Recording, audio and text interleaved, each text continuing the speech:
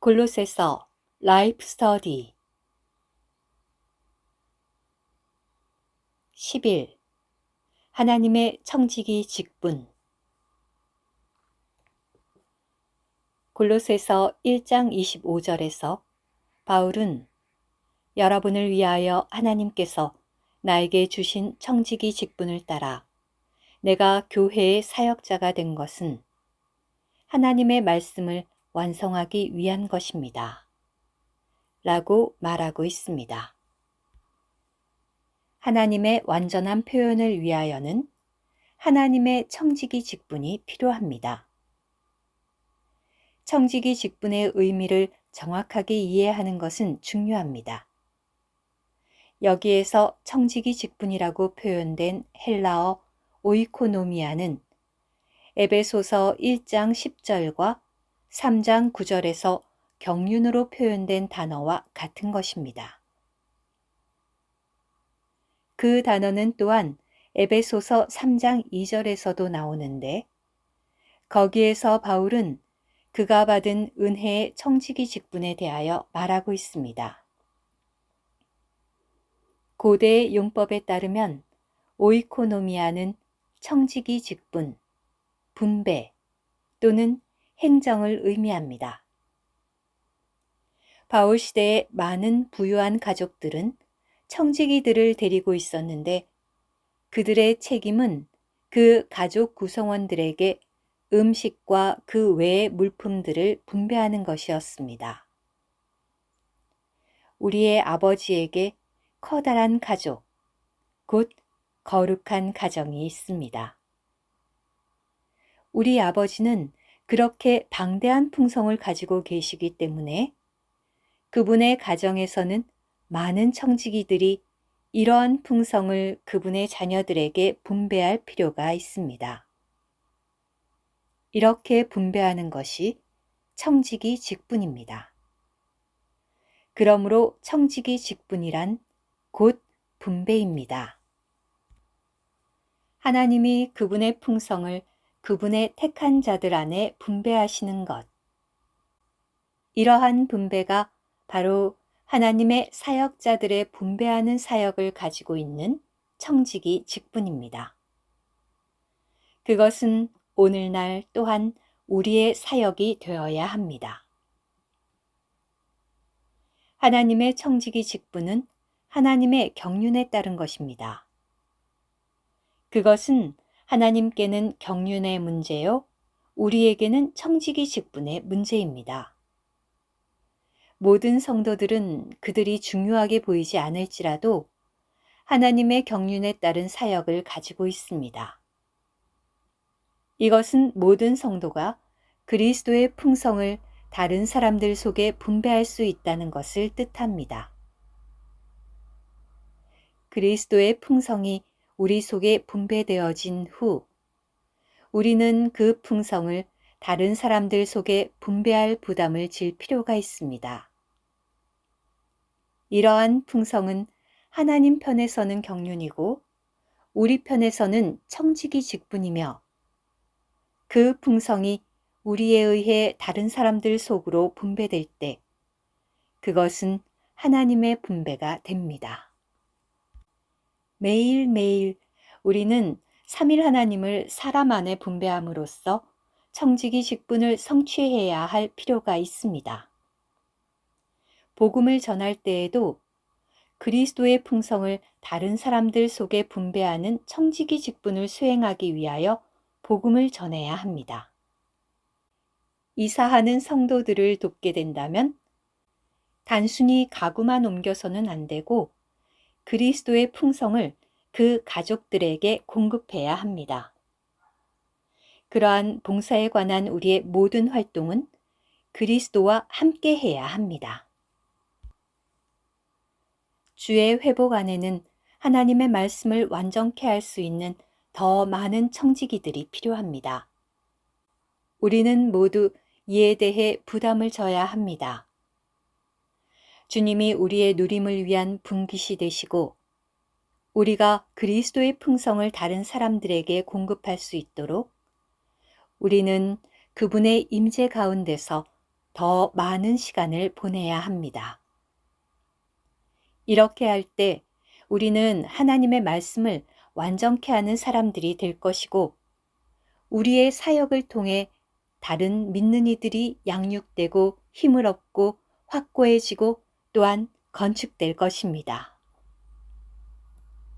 모든 지체들이 그리스도의 풍성을 공급하는 청지기 직분을 수행할 때 그 몸은 건축됩니다. 우리 가운데 그러한 상호적인 청지기 직분이 있기를 원합니다. 만일 이것이 우리의 상황이라면 우리는 모두 양육되어 그리스도를 이전보다 더 많이 누릴 것이고, 그리스도의 풍성을 분배하는 청지기 직분을 통하여 교회가 실제적으로 건축될 것입니다. 12. 그리스도의 부족한 고난을 채움. 바울은 골로새서 1장 24절에서 이제 나는 여러분을 위하여 받는 나의 고난을 기뻐하며 그리스도의 몸인 교회를 위하여 그리스도의 남은 고난을 내 육체에 채웁니다. 라고 말합니다. 주 예수님은 두 종류의 고난, 즉 구속을 위한 고난과 몸된 교회를 산출하고 건축하기 위한 고난을 겪으셨습니다. 우리는 구속을 위한 그리스도의 고난에는 참여할 수 없지만 그분의 몸의 산출과 건축을 위한 그분의 고난에는 참여해야 합니다. 그리스도 자신과 그분이 하시는 것은 무엇이든지 완전하지만 한 가지가 부족한데, 그것은 바로 그분의 몸을 산출하고 건축하기 위한 그분의 고난입니다. 바울은 구속을 위하여 괴로움을 당한 것이 아니라 그리스도의 몸의 산출과 건축을 위하여 그리스도의 고난에 동참한 것입니다. 바울이 겪은 것과 같이 우리도 또한 그리스도의 몸된 교회를 위해서 그리스도의 부족한 고난을 채워야 할 필요가 있습니다. 요한계시록 1장 9절에서 요한은 그가 예수의 환난과 나라와 참음에 동참하는 자라고 말합니다.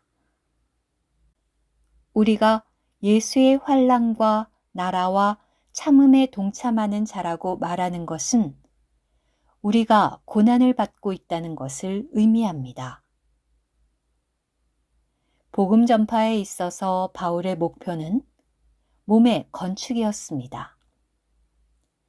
이것이 그가 핍박을 받고 고난을 당한 이유입니다. 복음 전파에 있어서 우리의 목표도 단순히 죄인들을 지옥으로부터 구원해내는 것이 아니라 그리스도의 몸의 건축을 위한 재료를 얻어내는 것입니다. 그러므로 우리는 고난과 반대와 핍박까지도 받을 준비가 되어 있어야 합니다. 종교는 몸의 건축에 동의하지 않습니다. 만일 우리가 주님의 사역과 교회 건축을 위한 하나님의 청지기 직분에 대해 신실하고 정직하다면 우리는 공격과 반대를 당하며 악한 말을 들을 것입니다. 이같이 하여 우리는 교회를 위하여 그리스도의 부족한 고난을 채우는 것입니다. 13. 하나님의 말씀을 완전케 함. 골로새서 1장 25절에서 바울은 여러분을 위하여 하나님께서 나에게 주신 청지기 직분을 따라 내가 교회의 사역자가 된 것은 하나님의 말씀을 완성하기 위한 것입니다. 라고 말합니다. 바울 시대의 하나님의 말씀은 구약과 초기의 제자들이 전파한 말씀을 포함합니다. 초기의 제자들이 전파한 하나님의 말씀이 흥왕하고 번성했지만 그것은 아직 하나님의 경륜에 따라 완전케 되지는 않았습니다. 바울에게 주어진 계시는 하나님의 말씀의 완성을 위한 것이었습니다. 바울은 하나님의 비밀이신 그리스도에 대한 계시를 받았습니다. 그리스도는 하나님의 비밀로서 하나님의 체현이자 생명 주는 영이십니다. 그리스도가 실제로 하나님의 체현임을 알려면 우리는 그분을 생명 주는 영으로 체험해야 합니다. 대적은 이것이 지극히 중요한 것임을 알고 있기 때문에 이 점을 집중적으로 공격합니다. 그분은 하나님의 충만의 체현이고 또 한편으로 그분은 우리 영 안에 내주하시는 생명 주는 영이십니다. 바울은 또한 하나님의 분배에 관한 계시를 받았습니다. 하나님은 그분의 경륜 안에서 그분 자신을 우리 속에 분배하고 계십니다. 고린도후서 13장 14절은 주 예수 그리스도의 은혜와 하나님의 사랑과 성령의 교통이 여러분 모두와 함께하기를 바랍니다. 라고 말합니다. 이것이 삼일 하나님을 우리 안에 분배하심입니다. 삼일 하나님의 우리 존재 안으로의 분배를 통하여 우리는 하나님의 충만, 즉 그분의 표현이 됩니다. 에베소서 3장 4절에서 바울은 그리스도의 비밀에 대해 말합니다. 하나님의 비밀은 그리스도이고 그리스도의 비밀은 교회입니다. 에베소서 1장 22절과 23절에서 바울은 교회는 그리스도의 몸, 즉 그분의 충만이라고 말합니다. 또한 바울은 교회는 그리스도를 구성 요소로 한 새 사람이라는 계시를 받았습니다. 오늘날 하나님의 말씀의 완성에 대한 절실한 필요가 있습니다. 바울은 하나님의 말씀을 완전케 하기 위해 분투하며 수고했습니다. 주의 회복 안에 있는 우리는 이에 대한 책임을 맡아야 합니다. 주의 회복의 목표는 하나님의 말씀을 완전케 하는 것입니다. 하나님의 말씀을 완전케 함이 없이는 하나님의 목적이 성취될 수 없고 그리스도는 그분의 신부를 얻을 수 없으며 그분이 왕국과 함께 오실 수도 없습니다. 우리는 그리스도를 만유를 포함한 생명 주는 영으로 체험하며 아무리 많은 반대와 공격을 받더라도 합당한 입장 위에서 그리스도의 산 표현인 교회와 함께 서 있어야 하며 그리스도를 우리의 매일의 생활에서 체험해야 합니다. 이것이 우리의 부담이자 우리의 사역이며 우리의 전쟁입니다. 14. 그리스도, 하나님의 경륜의 비밀. 골로새서 1장 26절에서는 이 비밀은 영원부터 모든 세대에 걸쳐 감추어져 있었으나 이제는 그분의 성도들에게 나타났습니다. 라고 말합니다. 하나님의 말씀이 만세와 만대로부터 감추어져 있던 비밀이지만 신약시대에 그분의 성도들, 즉 그리스도 안에 믿는 이들에게 나타났습니다. 오늘날 우리의 관점의 초점은 하나님의 비밀인 그리스도와 그리스도의 비밀인 교회에 있습니다. 하나님의 비밀인 만유를 포함한 그리스도는 하나님의 체현이고 또한 생명 주는 영이십니다. 그리스도의 비밀인 교회는 그리스도의 몸이고 그분의 충만이며 그리스도의 완전한 표현이신 새 사람입니다. 이것이 성도들에게 나타난 그 비밀입니다.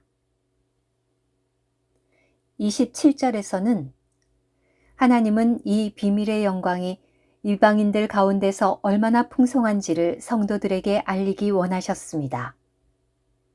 이 비밀은 여러분 안에 계신 그리스도인데 곧 영광의 소망입니다. 라고 말합니다. 하나님은 우리에게 이 비밀의 영광의 풍성을 알게 하셨습니다. 이 영광은 이방인 가운데 있는 비밀의 영광이요. 이 비밀은 우리 안에 계신 그리스도입니다.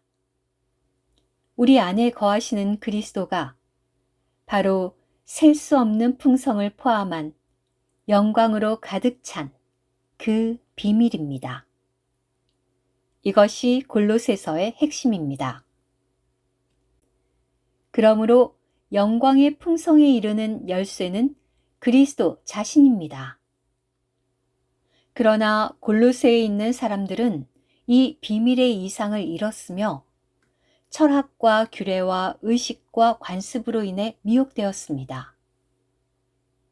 오늘날의 그리스도인들도 골로새인들처럼 하나님의 경륜의 비밀인 그리스도의 영광의 이상을 잃어버렸습니다. 우리 모두는 이 비밀로 되돌아가도록 주님을 앙망해야 합니다. 그리스도가 아닌 다른 모든 것을 잊어버리고 단지 그분만을 주목해야 합니다. 이 영광은 그리스도가 그분의 성도들을 영화롭게 하기 위하여 다시 오실 때 완전하게 나타날 것입니다. 우리는 풍성으로 충만한 바로 그 영광이신 그리스도를 따라 행해야 합니다. 28절에서 바울은 그가 그리스도를 알렸다고 말합니다. 바울의 사역은 오직 다른 사람들이 그리스도로 말미암아 성숙하여 장성한 데까지 이르러 온전하고 완전하게 될 수 있도록 그들에게 그리스도를 공급하는 것이었습니다. 그리스도 안에서 장성하게 되는 것은 생명의 문제입니다. 그리스도가 우리 속에 더해져야 합니다. 결국 그리스도가 우리 안으로 역사됨에 따라 우리는 그리스도 안에서 장성하게 될 것입니다. 29절에서는 이것을 위하여 나도 내 안에서 능력으로 운행하시는 분의 운행에 따라 수고하며 분투하고 있습니다. 라고 말합니다. 바울은 부활 능력을 따라서 수고하고 분투하고 씨름하고 싸웠습니다.